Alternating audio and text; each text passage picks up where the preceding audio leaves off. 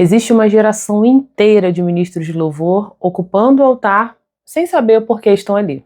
Bom, se você é ministro de louvor e integrante do Ministério de Louvor, esse canal é para você. Meu nome é Débora Tosi e aqui nós falamos sobre música, louvor, adoração, Ministério de Louvor e como servir a igreja com responsabilidade, autoridade, sinceridade, espiritualidade e, é claro, uma teologia fundamentada na palavra. Pessoas talentosas, comprometidas com ensaio, repertório, escala, mas profundamente confusas sobre o seu chamado e sobre o que Deus quer delas. Alguns já cantam há anos e servem há muito tempo, mas estão se perguntando se é isso mesmo, é só um sistema, um ciclo que nunca acaba? Não sabem se estão avançando, se estão estagnados, ou se em algum momento perderam o sentido daquilo que começaram a fazer por amor. O problema não é a falta de dom, a ausência de unção, mas é o propósito. Quando o propósito não está claro, o ministério se torna pesado. O altar vira obrigação, o culto vira rotina, a presença de Deus deixa de ser o centro e passa a ser somente o ambiente. O cansaço espiritual aparece, a alegria diminui. E em silêncio, muitos começam a se perguntar se ainda faz sentido fazer tudo isso. Mas Deus nunca chamou ministros somente para preencher uma escala. Ele não distribuiu dons de forma aleatória e chamou pessoas só para cantar bem. O chamado sempre veio antes da escala, o propósito antes do microfone. E quando essa ordem se inverte, o ministério adoece. Na maioria das vezes, o ministro começa sua caminhada com zelo, com paixão, com realmente essa vontade de servir a Deus. Porém, no meio do caminho, as referências externas, as palavras de desânimo, os problemas que todo ministério tem, comparações constantes, expectativas que não nasceram do coração de Deus. Então, o que era chamado acaba se tornando uma função. Eu consigo identificar claramente na minha vida alguns momentos em que esses pensamentos quase me fizeram parar. Fases de um cansaço físico, exaustão emocional, confusão espiritual, acompanhado por vozes de desânimo que reforçavam a ideia de que abandonar o altar era a solução. E essa experiência não é isolada, ela se repete na vida de muitos ministros que amam a Jesus, mas não conseguem compreender o porquê de continuar a servir. O resultado disso são líderes de louvor dependentes de aprovação, inseguros espiritualmente, emocionalmente cansados e sem a clareza da sua missão. Então eu entendo que muitos não abandonaram o seu ministério porque deixaram de amar a Deus, mas porque lhes falta clareza do seu serviço, do seu propósito.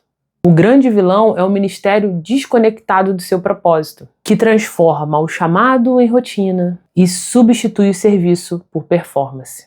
Quando isso acontece, inevitavelmente surge a pergunta: o que estou fazendo aqui? Porque Deus me chamou para o ministério de louvor. E a Bíblia nos afirma que Deus não cria pessoas sem intenção. Antes mesmo de nascermos, Ele já tinha criado obras para que andássemos nela. Isso significa que o chamado não nasce do desejo humano nem da oportunidade ministerial, e muito menos do talento. O chamado nasce da vontade eterna de Deus. Só que para viver o chamado existe processo, e muitos acabam desistindo porque não querem passar pelo processo. O processo pode ser, por muitas vezes, extremamente doloroso. Mas o propósito de Deus raramente é imediato. O cumprimento dele exige tempo, maturidade e transformação interior. Antes do propósito, existe o servo. E é exatamente nesse ponto que esse canal surge.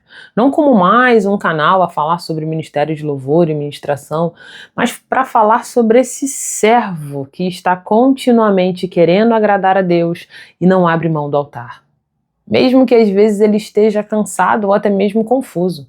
Aqui é um ambiente para lembrar os ministros de louvor a quem eles realmente pertencem, quem eles realmente são. Por que foram chamados e qual a responsabilidade espiritual que carregam. O propósito não elimina o cansaço, mas dá sentido a ele. O propósito não remove o processo, mas revela por que ele é necessário.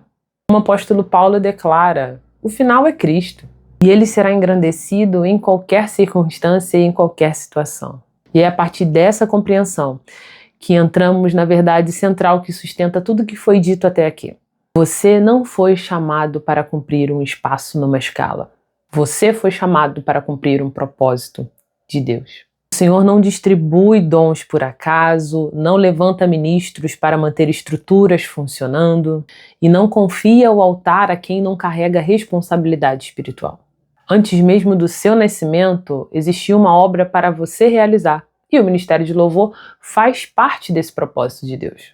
O chamado então começa quando Deus decide confiar a alguém a tarefa de formar pessoas através da música.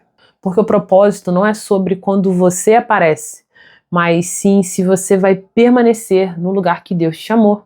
Não é medido por aplausos, mas por fidelidade. Não é sobre cantar bem, mas sobre conduzir a igreja com temor, consciência e responsabilidade.